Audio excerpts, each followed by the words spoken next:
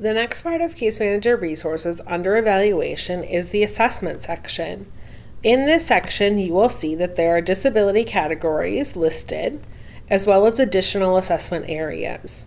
If you click on any of these disability categories, you will see a page that opens up to the Evaluation Planning Guide, an eligibility checklist, and the Minnesota rule related to that disability category. When you scroll down, you will then see interview forms for different areas, observation forms, checklists, and anything else that may be helpful when looking at an autism evaluation. Each of the categories has different tools listed here and a variety of tools so that you can find one that works for you. Not all students are going to have the same needs, so they're not all going to need the same type of interview or the same type of observation. The tools that are listed on here are then linked in SpEd forms as well under the evaluation summary template, so you can have correlation there between what you're using for interview and how you're writing it up in your evaluation summary report. There are also Google Form versions or Google Doc versions of all of, or many of, the evaluation tools on these pages. If we go back to evaluation and assessment, we'll just click into another area to take a look. So speech language impairments, for example. Here's the evaluation planning guide again, eligibility, Minnesota rule. For speech language, there's tests then that we say are approved or are not approved based on the age of them or what the different categories are. So you can find that there on the speech language page. And we'll look at one other area. Let's also look at emotional and behavioral disorders. So again, you'll see the evaluation planning guide, eligibility checklist, Minnesota rule, different interview forms, and observation forms for different categories or different types of observations.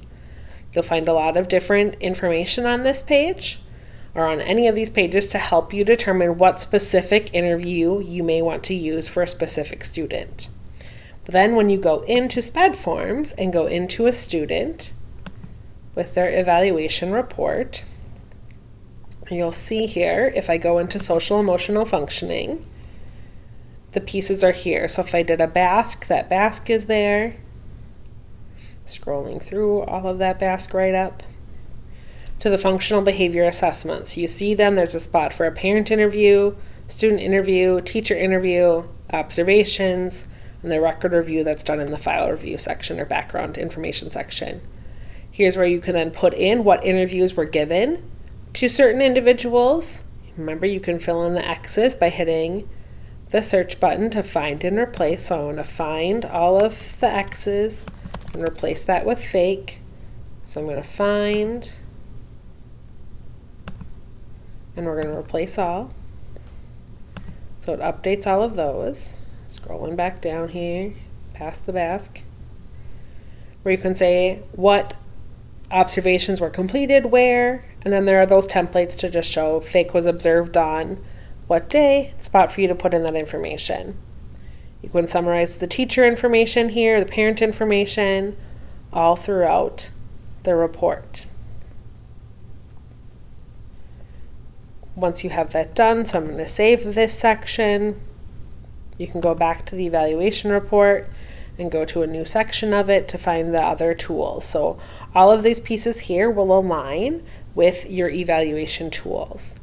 One thing as well in the evaluation summary reports is on the sources of information space or section. You'll see here in the blue text it tells you what you can do to import the sources of information directly over. So what assessments? So we're going to use the button above, insert from forms, and we're going to insert from the notice of eval reeval for fake, and it inserts the table over. So I did not put that in the correct spot, so we're going to back that up. I'm going to make sure my cursor is down where I want the table to go now, and do that again. Insert from forms, insert, and you'll see that that pulls over. So now what this says is to add the examiner names in front of the title. So once I enter the name, then you can just use your initials. So we're going to do that. So I'm going to clear that blue text out. Then I'm going to say here that we are going to say it's Nicole Woodward, special education teacher, and then in the future we can just say N. Woodward, special education teacher, N. Woodward. And school psychologist, we'll say Jennifer Danielson, school psychologist. And again here, you can say N. Woodward. And then all of those tools are over for you already, so you don't have to type those over. So again, you're going to hit save, and that information is there. Remember, in an evaluation report, you can be working in multiple sections. So you can be working in one section, and one of your colleagues can be working in a different section, and you can both save. You just can't both be in the same section at the same time. So oftentimes if you're working on an FBA together with a school psychologist and a special education teacher, maybe one of you has it pulled up on your computer and you're working together through the information or through the different pieces of the functional behavior assessment. You just can't both be in it at the same time on two different computers. You're going to go through, put all of your assessments in.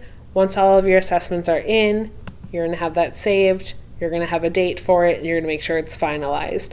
You'll see that this evaluation report has already been finalized for this date, so that's how I know that it's not accurate or that this one needs to change for the date. So we'll say it's today, and we'll save that, and then again my finalize button turns blue, so we're good.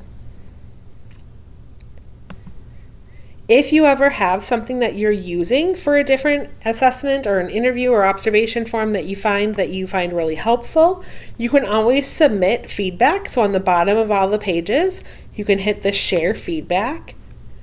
And this is your spot where you could say that you have a certain interview tool that you want to share, or observation tool, or a different note. You can just put that right there. Put a link to it, or if you have a name of it or a Google link or whatever, wherever format you have it in, or if there's anything you want to see more of or any different guidance, you can put your role then, your district, and then your name is optional.